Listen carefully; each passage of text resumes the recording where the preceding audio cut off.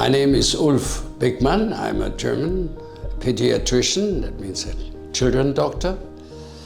And I have an own practice with 20,000 pupils altogether, or children actually, over the time. And I'm working as a school doctor in Israel. And I'm working on different continents and helping teachers to understand children or to see children with diseases, to help them, to assist them, or to give advice about it. And I've been asked to talk about what is anthroposophical medicine. And I give you first a little story. Let's say somebody fell ill with a cholera. Cholera, you know what it is? That's an infectious disease where you have the first doctor you go to, he says, the reason why you're sick is the bacteria, the cholera bacteria. The second doctor comes and says, that's true, but it's maybe the environment, it's the water who was not good, and it's not the bacteria, it's the environment. And the third doctor comes and says, yes, that's true, but maybe it is because you ingested something which you cannot digest with your immune system. The fourth doctor comes and says, well, that's all true, but why do so many people not get sick? And somebody gets sick, it's because you were full of fear. That means your soul was the reason that you fell ill. Now the fifth doctor comes and says, well, that's true, but you forget it's that the person was not well in himself centered, his ego presence was no good, so therefore he fell sick. The seventh doctor comes and says, well, but that's not true. This was his destiny, kismet, you know, it was his destiny. So he could not do anything for it. It was just given that he had to come to this disease. It's not his decision, it was the decision of his destiny. The seventh doctor comes and he says, yes, but that's maybe also not true only, because that's only God who knows it. Because God knows everything, so God has decided that you get the disease. Now the anthroposophical doctor comes and says, yes, you are all right. Everything is true.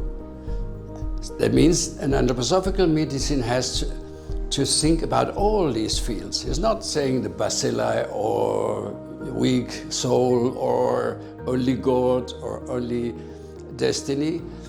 That includes everything.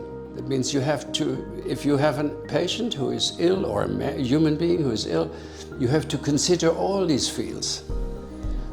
That's the first sort of explanation what an anthroposophical doctor is like. He cannot say, I can exclude anything. It must include everything which is on world which has a reason for this disease. Then an anthroposophical doctor, when he wants to find a remedy, he knows that human being consists out of his physical body, which we have common with stones, with the soil, you know, solid material. But only solid material is not living. So we have something common with the plants as well, because the plants are full of life. They transform energy from the sun and material from the earth into living matter. And naturally, we as anthroposophical doctor know that's not all, because the animals, they have soul. They can express emotions, they can move. And everything this is in a human being too. There is matter, soil, there is life, there is soul, emotions. But what he, as the only one has, is a so-called spirit. That means the connection to God or the connection to the spiritual world. And that's a mosquito.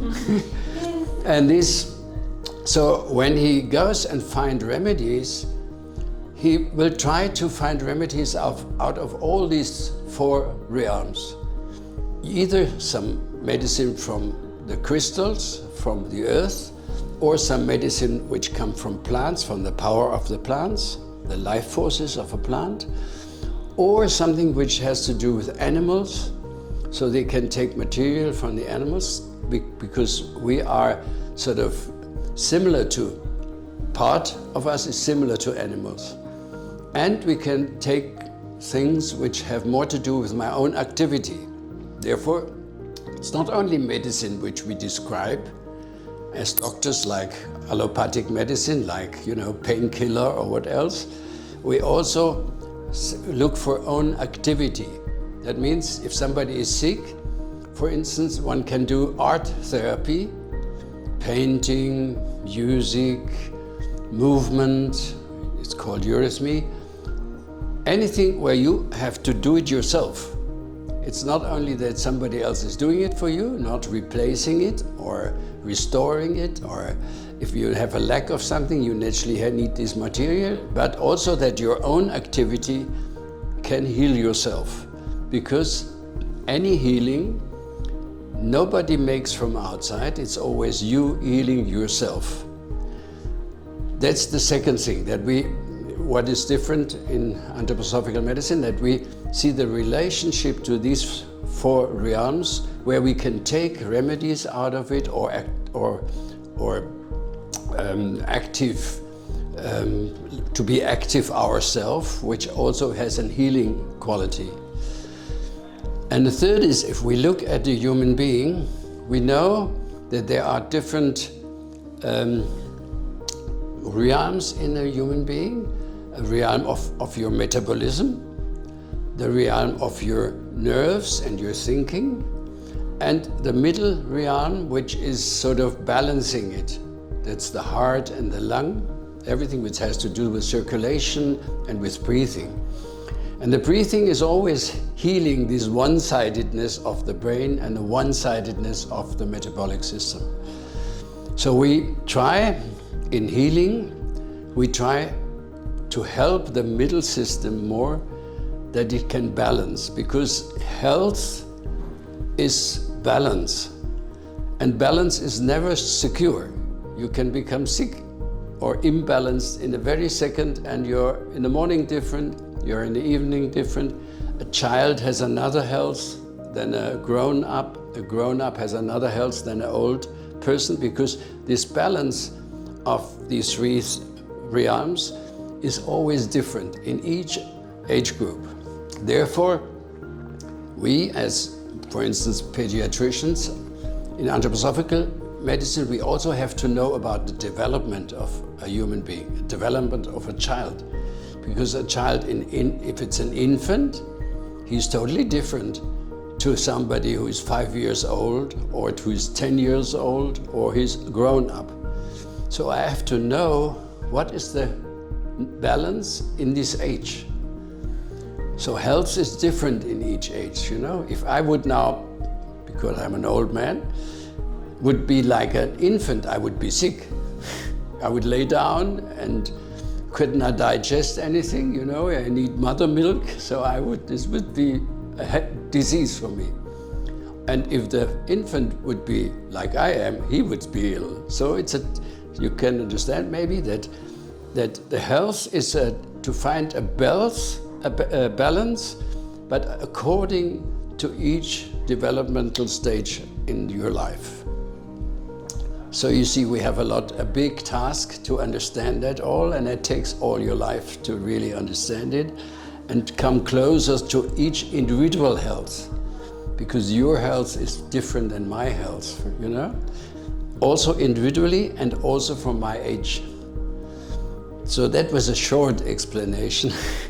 Doesn't tell you everything, but the main thing is that health is always trying to get the balance, and that when we want to assist something, we have to help to this balance. this individual balance. That was anthroposophical medicine in short. Different things. The one is naturally the family can be an environment of you which is healthy, but it can make you sick as well. The other thing is when you have a inherited disease. That means when you are born, you need a father and a mother, and you get the genetics of both. And naturally, that's the material you can work with in your life. You get your first body, you get from your parents, half-half. Fortunately, not only like your father, not only like your mother. And then that's the material you can work with. And in the youth, you have to transform that it is your body. If you see a little child, you see he's not very happy in his body. He cannot get hold of that body already in a good manner. He needs to get his arms, he needs to get up, he needs to make it to his own body. And that takes quite some years. That's all the time until he comes to the school. He's busy with overcoming this inherited body to make it his own body. It's also, for instance, if you have a newborn child and you take a little bit tissue from his umbilicus, from his navel, then you can transplant that because it's not very individual yet. But if I take a tissue of a 5-year-old child, you cannot transplant it easily because it's very foreign to any other person. It's already very much my tissue. So if we grow up, we become more and more ourselves, and means stranger to the other one, you know. But in the beginning, we get an inherited body, and this is a bit strange for us at the beginning. We need to live in this body for a while to transform it, that we can say, this is me, that's my body. You know, the child, for instance, I think in any culture, in any language, starts to name himself, it's me, I am, maybe in the age of 3, somebody a little bit before, somebody after, but before he says not, I'm me, he says maybe you to himself. That means he feels still a bit of a stranger. He's not conscious about himself. But once you say, yes, I am it, then you already have a feeling that this body and everything else is yours. And that's not from the very beginning. Well, how can I talk about Assalam if it was such a short time here? What impresses me anyway is the openness, that everybody is open, seems to be open for other thinkings, other ideas, other religions as well. And that it seems that people like to work here, like to live here. That means something must be there which makes them happy a little bit. So I think the community seems a little bit in balance. That means healthy. So I think it's as far as I see, pretty healthy community. If you look naturally closer, they will always find little diseases and you must heal them still. But in general, for me, it has a feeling as if it's healthy. Okay, AAT. Well, I just want to remember it has a long history because we, as the medical section of anthroposophical medicine, started conferences all over Europe between teachers and doctors and therapists, and it was called Colisco Conference first. Out of that came the idea to make conferences in the countries, not that all countries have to come somewhere, but they did go to the other continents, and everywhere they takes place there. But it was mainly training first for therapists and doctors. So it was called IPMT, International Postgraduate Medical Training.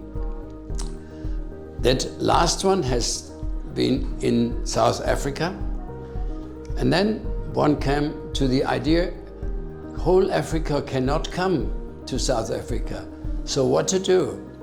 So we have to go to the African countries, but there are not much doctors. There are mainly farmers, teachers, workers in communities. So we had to change it. And therefore it was changed into all African anthroposophical training. Not anymore doctors, because it was postgraduate medical training was at first, but there was not the right name anymore. And therefore it went first to Kenya, then it came to Zimbabwe, then it was done in Tanzania, then it was done in Uganda, and now it's here in Tanzania, in Zanzibar. That's the fifth time of this.